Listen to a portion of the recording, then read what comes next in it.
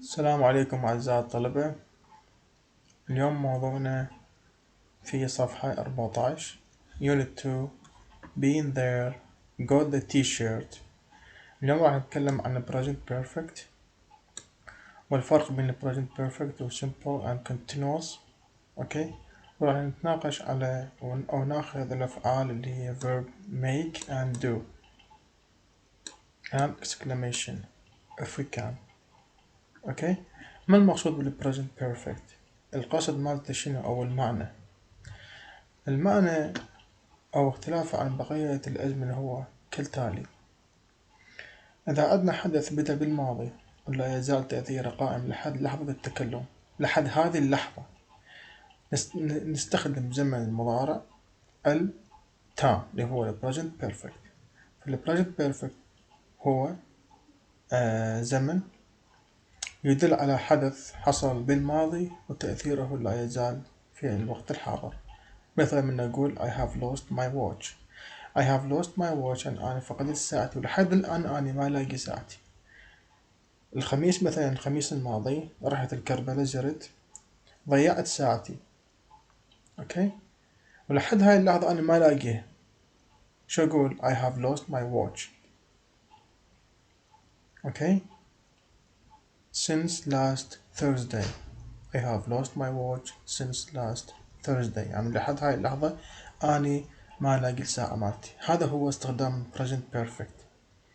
طيب، إذا أنا مثلا ضيعت ساعة الخميس وثاني يوم الجمعة خابروني قالوا لي يابا لقينا ساعتك تعال خذها، يعني يوم مثل اللي بعده أنا ساعتي لقيتها. شو استخدم يا زمن؟ أنا استخدم زمن المضارع البسيط simple present. أوكي، شو أقول I lost my watch but I found it in the next day. أوكي، طيب إذا أتحدث عن اللحظة الآنية الآن لحظة التكلم أستخدم زمن المضارع المستمر present continuous tense.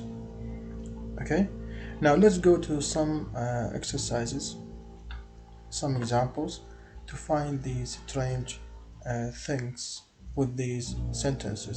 For example, taste your grammar. Work in pairs. What is strange about these sentences? What should they be? For example, number one, Columbus has discovered America. طيب كولومبوس هذا هو اللي اكتشف أمريكا. قلنا has discovered هو تأثير لحد الآن قائم، يعني هل كولومبوس ما يزال هو اكتشف بالماضي قبل كذا قرن؟ هل هو لحد الآن جاي يكتشف بأمريكا؟ صحيح؟ الإجابة لا، خطأ. نقول كولومبوس discovered أمريكا، هو اكتشف أمريكا، حدث بدأ وانتهى بالماضي، نخلي فيه present simple المضارع البسيط، اكتشف أمريكا وانتهى الموضوع بعد. هاي مو لحد الآن هو جاي يكتشف بأمريكا. أوكي، فنقول Columbus discovered America. Number two, I traveled all my life. I went everywhere. طيب حياتي كلها أني أسافر. من أقول I traveled لأن أنا سافرت، حدث بدأ وانتهى. طيب أنا سافرت شلون بحياتي كلها؟ هل بيجوز سفرة واحدة أو سفرتين معناته حياتي كلها؟ No. Okay, I went everywhere. أما نقول I traveled مثل last week, I traveled last month, I traveled last year إلى آخره. أو أقول I have traveled all my life. I went everywhere. Number three, I have learned English. I have learned English. يعني لحد الآن أنا ما يصير ما نقول هيك جملة. نقول I have been learning، نخليه بالcontinuous. I have been learning English، لحد الآن جاي أتعلم اللغة الإنجليزية. أو I learned بالماضي I learned English، تعلمت الإنجليزية. Okay. Number four, ouch, I have been cutting my thumb. أني جاي أقطع حسة أو جاي أجرح أصبعي. I have been cutting my thumb، لو جرحته وانتهى الموضوع، يعني unaccidentally، بشكل غير بشكل عرضي أو غير آه يعني بدون وعي، أنا بحالة معينة جرحت إصبعي فانتهى الموضوع. I have been cutting معناته أنا لحد الآن جاي أجرح إصبعي. أوكي my thumb يعني الإبهام، thumb الإبهام. فهذا التعبير غير صحيح، نقول ouch. ouch يعني آخ، إحنا عندنا بالعربي آخ، شلون واحد يعور الثاني يصيح آخ، ليش تعورني؟ نفس الحالة عندهم ouch. ouch I have been cutting my thumb يصير ouch I have أو I cut my thumb. I cut هنا تجي مضارع أو ماضي. I cut my thumb. بالنسبة لل present perfect، present perfect نرمز له PP. قلنا هو حدث يقع بالماضي ويستمر لحد لحظة التكلم ليتم. هذا فرضا سهم الأحداث. هنا now لحظة التكلم الآن now. هذا من الباست الماضي، من المستقبل هاي لحظة التكلم. طيب ال present perfect هو حدث يبدأ بالماضي بأي لحظة بالماضي وينتهي في لحظة التكلم. يعني يبدأ بالماضي for example I have lost my watch since last Thursday. بالنسبة لل past simple نرمز له PS. نفس الحالة هذا السهم this is now لحظة التكلم. ال past simple هو حدث يبدأ بالماضي وينتهي for example يعني هنا يبدأ هو وينتهي، هنا بدأ وانتهى بالماضي، هنا بدأ وانتهى وهكذا حتى لو قبل لحظة إذا بدأ وانتهى إذن يعتبر past simple. إذا مثلا ساعتي أنا اللي ضيعتها الخميس الماضي ولقيتها بعد يوم، يعني لقيتها الجمعة، شو أقول I lost my watch، أنا فقدت ساعتي خميس on Thursday but I found it on Friday، لقيتها في يوم الجمعة. أوكي أنا فقدتها بهذا اليوم ولقيتها بهذا اليوم. Okay so this is the past simple. طبعا نستخدم ويا هذا ال past simple last دائما last week إلى آخر last وجماعته اللي يجي بعد last week last month last year و yesterday كل شيء يدل على الماضي نستخدمه مع زمن الماضي البسيط. yesterday و last وجماعته. و ago نفس الحال نستخدم ago yesterday last yesterday yes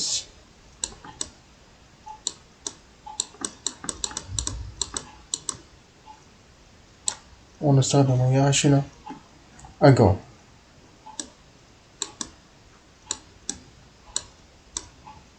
اوكي بالنسبة لل present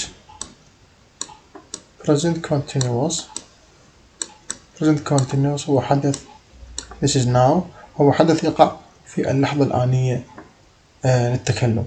مثلا now الآن هاي لحظة التكلم. اوكي إذا نريد نتكلم عن حدث جاي يحصل الآن في هذه اللحظة نخليه زمن المضارع المستمر، أو مثلا حدث يقع في المجتمع حاليا يعني موجود جاد دولة الناس هم نخليه في زمن المضارع المستمر. هاي أهم حالتين في زمن أكو بعض الحالات يعني هم مرة تدل على المستقبل وكذا، بس ذني أهم حالتين في زمن المضارع المستمر نستخدم وياه now و at the moment. بالنسبة ل present perfect نستخدم وياه since و for since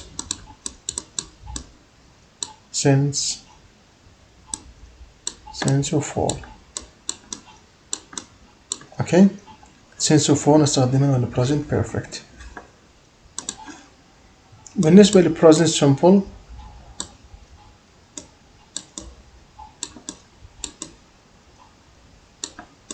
present simple هو حدث يدل على التكرار، حدث يتكرر. مثلا الآن هاي فرضا الآن لحظة التكلم now حدث يحصل في الماضي والآن واحتمال حتى المستقبل يحصل. حدث متكرر يدل على الحقائق، يدل على العادات الهابتس، يدل على الروتين، شيء نقوم به يوميا. خليه في زمن المضارع البسيط. مثلا نقول I read English every day. I read English يعني بالماضي أنا قريت، والآن احتمال أقرأ بالمستقبل. يعني هذا الشيء طبيعي عندي، فشيء natural. ولذلك نستخدم وياه adverbs of frequency، ظروف التكرار. adverbs of frequency اللي هي every وجماعتها every day every week every month إلى آخره. و always usually sometimes often never.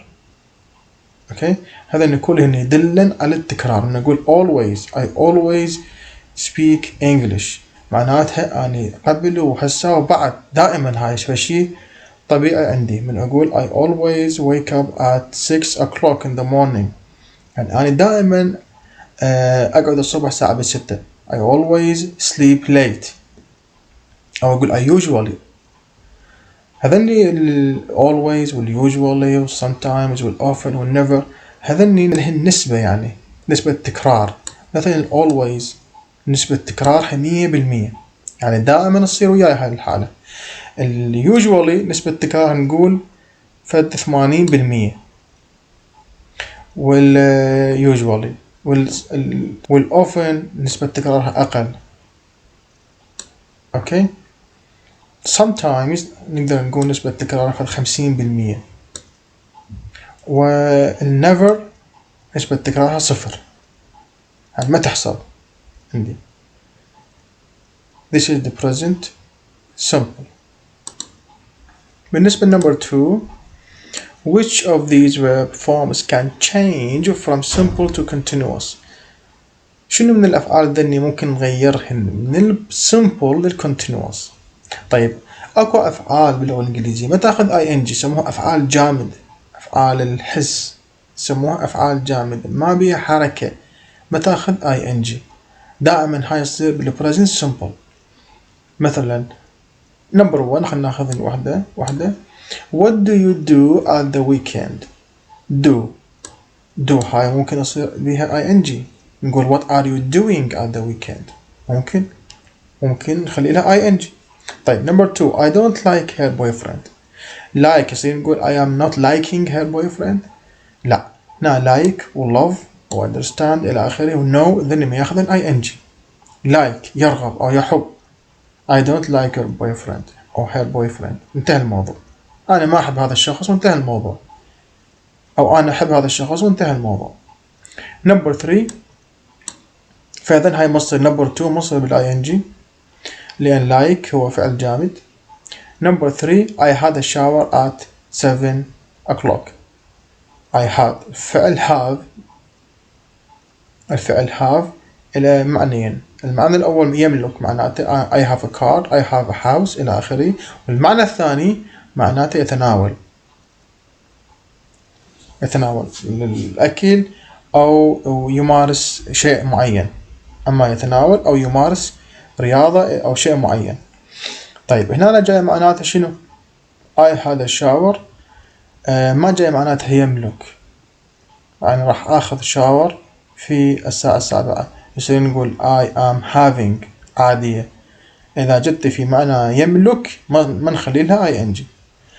عدا هذا الشيء لا نخلي لها ing، نقول I am having a shower يصير عادي. number 4، someone's eating my sandwich. الفعل eat يأكل عادي يصير ياخذ ing، لأن مو جامد يأكل بحركة. يصير نقول someone is eating my sandwich. نقرأ شوي عن هذا الرحال ماركو بولو. Marco Polo was the first person to travel the entire 8,000 kilometers length of the Silk Route. لاحظوا هنا ماركو بولو was كان الشخص الأول. عندنا هنا was هذا بالpresent simple، لأن حدث بدأ وانتهى بالماضي، هو سافر وخلص. مش نخليه بالبريزنت بيرفكت. ليش؟ لأنه ما جاي لحد الآن هو يسافر. أوكي، هو سافر وانتهى الموضوع قبل حوالي كم سنة؟ 1245، تقريبا 800 سنة، أكثر من 800 سنة. أوكي، فنقول was the first person to travel the entire 8000 kilometer length of the Silk Route، طريق الحرير. The main trade link between Cathay China and the West for over 2000 years. الطريق اللي يربط China ويا الويست الغرب for over 2000 years، لسنتين، أكثر من 2000 سنة. He wrote الماضي مال write wrote written. He wrote a book، كتب كتاب، a book called The Travels of Marco Polo. Okay، سفر أو رحلات ماركو بولو، which gave Europeans، الذي أعطى، لاحظوا كلمة gave هنا أيضا بالماضي البسيط، Europeans their first information about China and the Far East. اوكي، عندنا هنا gave وعندنا wrote وعندنا was، هذه كلها أفعال تدل على الماضي. ليش؟ لأنه هي القصة حدثت في الماضي، نستخدم ال present ال past simple، الماضي البسيط. عندكم هذا واجب. Number 1. Why do people want to travel? Why do people go traveling today? Why? I want to state the reason. I want to tell me why do most of the people trying to travel. For me, I like to travel. I like to travel everywhere. I like to visit all places around the globe. So why do you think that people need to travel? Why? For what reason? And also number 2, here read it. Which lines below do you think go with each person? Marco Polo or Jack Ellis? Look, and now we read something about Marco Polo. Now I want you to tell me which one of these lines that corresponds to Marco Polo تنطبق على Morocco. Okay, and also number 3, this is also a homework for you, an assignment for you. Match the lines about Jake in A and B. Practice saying them. Pay attention to contracted forms and weak forms. Okay, match in A, B. For example, he is being stung. Stung عن لدغة. Where? Can we say in cheap hostel or all over his body? So number 1 goes with all over his body. Okay, and you answer the rest of them. Okay, thank you very much indeed.